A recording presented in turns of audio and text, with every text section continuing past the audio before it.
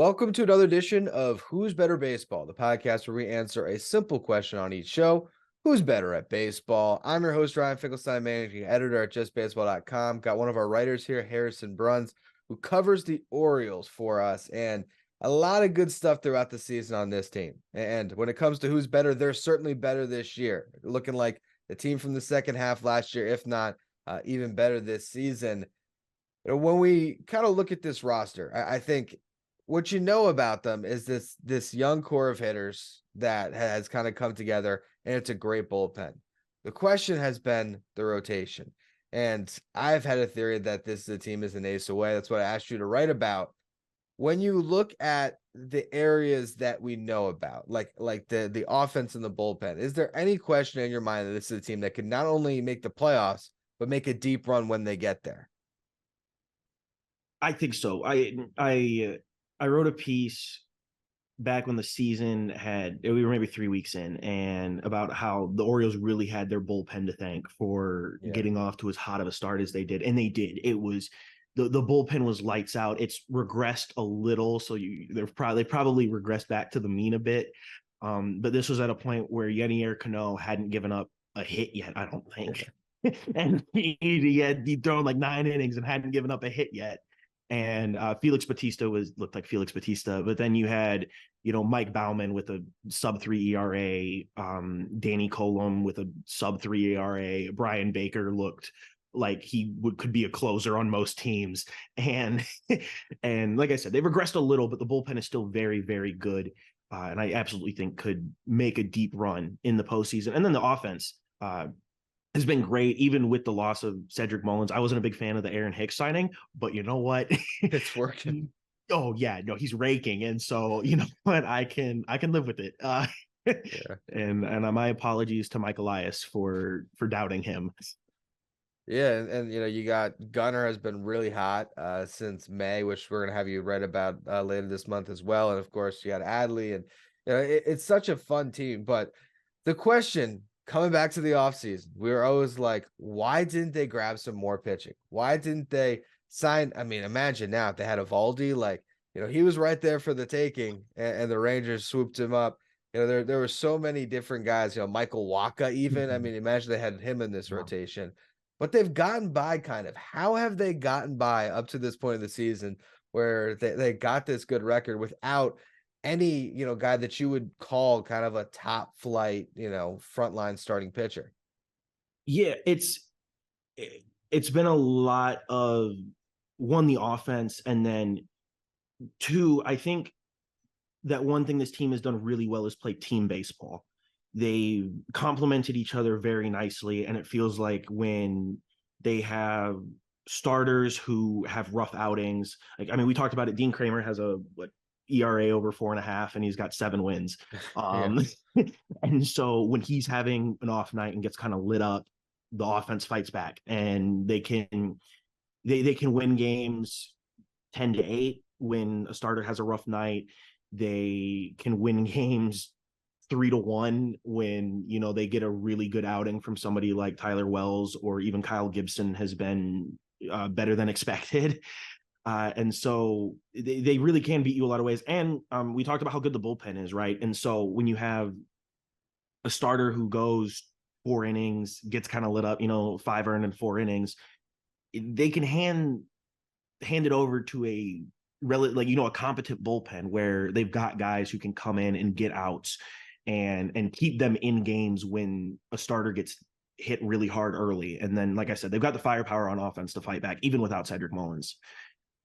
Yeah, and it's one of those kind of puzzling teams when you look at starter by starter. But then you mentioned, you got 7 wins from Kramer, you got 8 from Gibson. All the jokes this year coming in about Kyle Gibson being the opening day starter. And look, if he gives you this all year, I mean, you look at the stats, he's striking out less than 7 per 9, but he's not giving up home runs less than 1 per 9. So if that holds up, just keep the ball in the yard. If they're hitting missiles, hit them at our fielders, and we're okay, right? Yeah, no, and that's the crazy thing is he isn't giving up home runs. He also, if I'm not mistaken, isn't walking a ton of dudes either. So like he's he's not giving up free passes, which is great, right? Like walks are going to hurt you. It's just free base runners. And he's keeping the ball in the yard. And so if what he has right now, if he ends the season with the same stat line, I would be ecstatic. Yeah. Because my biggest thing with him was like, if you look at his, baseball reference page or what have you, like he has more seasons with an ERA. If I'm not mistaken, he has more seasons with an ERA over 5 than he does under 5. And so, I was a little skeptical As you about should have bringing him in. been. But if he's going to pitch like this, I'm all for it. I'm looking now. Let's see. 1, 2, 3, 4, 5 seasons with an ERA over 5. 1, 2, 3, 4, 5 under 5. One of them was a 4.84. This year would tip the scale for him to the other side there. No. But look, Kyle Gibson's got a career 4.49 ERA. He is like your prototypical fifth starter. I think the issue with this team is it comes down to like the regular season. I feel like they could keep this team as is and make the playoffs. Absolutely. But, assuming the Rays are going to hold on to this division, you're going to be in a wild card round. You're going to have 3 games to win a series. And, if you go up against, Toronto and they could throw out there, if it's Bassett and, obviously Gossman, and I don't know who the third guy is, but Barrios maybe, it's probably looking better than what the Orioles have. I think the one player I want to say that you might feel good about handing that ball to is Tyler Wells. What have you seen from him? Because it seems like he actually might be a guy that has some real staying power here. Oh yeah, he's been lights out, and he was fine last year, right? Like he wasn't bad, he wasn't necessarily good, but he was fine. And then this year he comes in. I don't know if he came in with something to prove. He felt like he had a chip on his shoulder, or maybe he saw a rotation without a lot of guys in it, right? And he was like, this could be mine. And he has the 23rd best ERA in baseball among qualified pitchers, right? He's got a 3.24 ERA, and he, like I said, lowest whip in baseball. Like he does not walk dudes, and the strikeouts are up.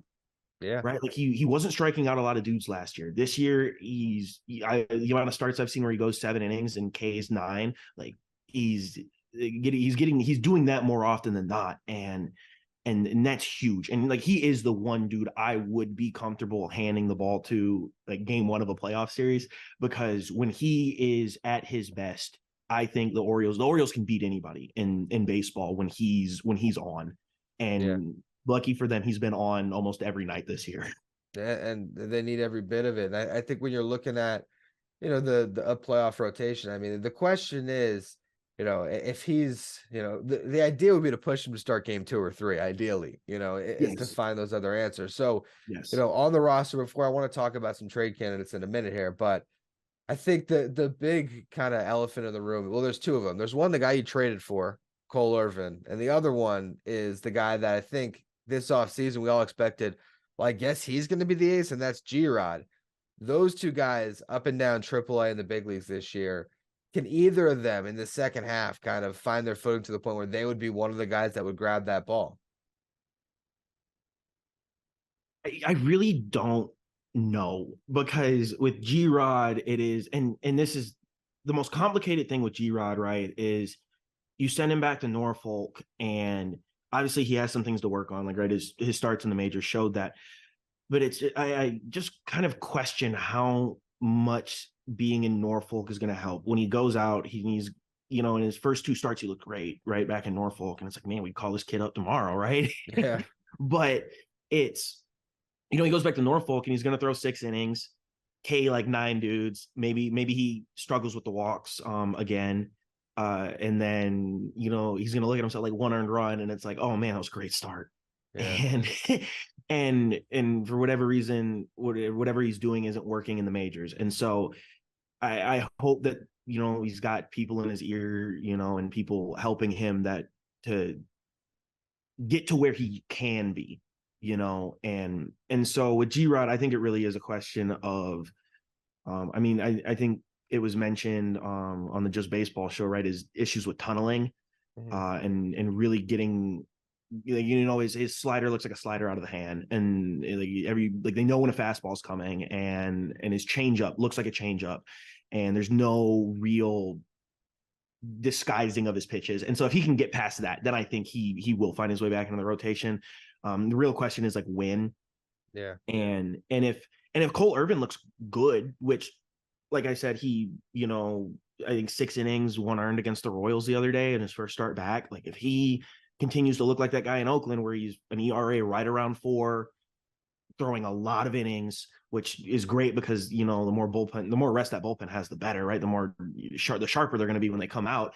And so I don't know if Cole Irvin's the guy you necessarily hand the ball to in a playoff series. Like I don't know if he's that guy. Like he's great in the regular season, right? Like everybody needs a dude who's going to eat a lot of innings and can be right around like a 4 ERA. That's great. But I don't know if he's a dude I expect to come out and like shove in a postseason game.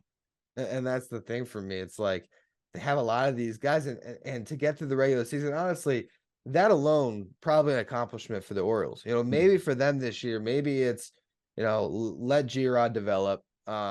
Take the guys that you have that are going to give you 5-6 innings, and sometimes they'll get blown up, other times they're going to work out for you, and you're going to make the playoffs, and it's a great kind of building block to next season. This clearly isn't a team that's World Series or bust, but yeah, they're also a team that I could see getting hot as far as the position players they have in the bullpen they have, where in a wild card round, get that bullpen a lead twice, all of a sudden you're in the divisional round, and then you never know what can happen. So to me, this is a team that I love to see make that swing and trade for someone at the deadline. The question is, who is that guy? And there's a couple names that come up. You have the rental, which would be Marcus Stroman. You have Erod, who also could be a rental, Eduardo Rodriguez, who he has an opt-out. And then you have Shane Bieber. To me, Shane Bieber is interesting because you'd get him for more than 1 run. And I feel like that might be the guy that they should target to come in. You get him for more than 1 run. Hell, you might be able to extend him the way the Mariners did with Luis Castillo, and he could be your ace for the next 5 years potentially. Yeah. How do you think about that fit? I think Bieber is the move that to me makes the most sense. Just like logically when I think about it, from all aspects, right? One, like you said, Bieber has more than 1 year of control. So this is a guy that can slot back into the rotation next year. And maybe even it could, one thing that G-Rod doesn't have is a veteran pitcher who's done it before. There is not that on the Orioles right now. And so if anything, like that could benefit G-Rod in more than one sense. And then on top of that, Cleveland's a team that I think the Orioles can work with, right? Like this is a deal that could potentially help both teams this year, right? I love the Twins. They're my second team, but I've been incredibly disappointed with them not being able to, take a step forward. And really they had many opportunities to just run away with this division and haven't. And so if Cleveland's hanging around and they really think, man, like an offensive boost could really like push us over the top. Baltimore's got dudes that could slot into Cleveland's lineup tomorrow. Yeah. Right. Like a guy like Connor Norby could play second base for Cleveland tomorrow. Jordan Westberg, Joey Ortiz. Now, obviously, like the Orioles are going to want to hang on to a lot of these guys.